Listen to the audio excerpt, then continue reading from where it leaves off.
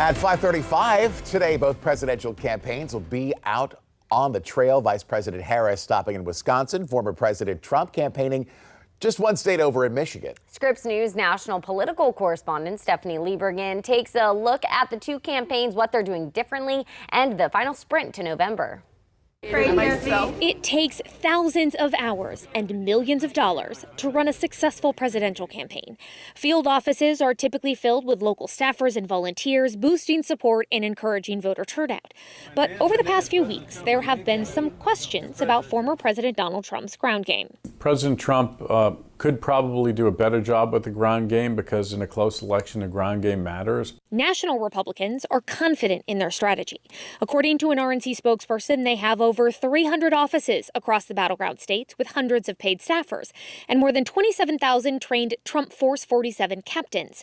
Their focus is turning out infrequent voters and encouraging voting early. The Harris campaign has 238 offices in swing states with just shy of 1,800 staffers working in those key locations.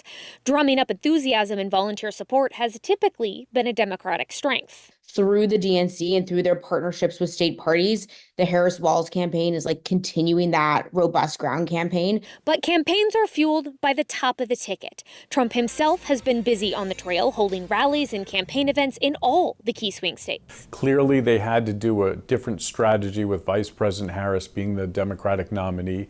And it looks like it took them a little while, but now they've course corrected and they are on the campaign trail constantly doing what they need to do to win the election. After initially launching her campaign with a robust travel schedule, Vice President Kamala Harris hasn't been as active on the trail recently.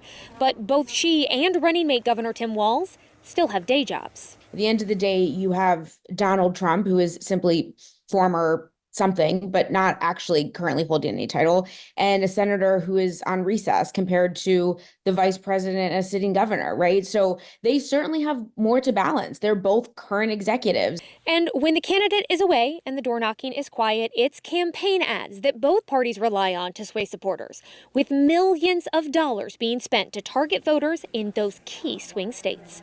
Stephanie Liebergen, Scripps News, Washington.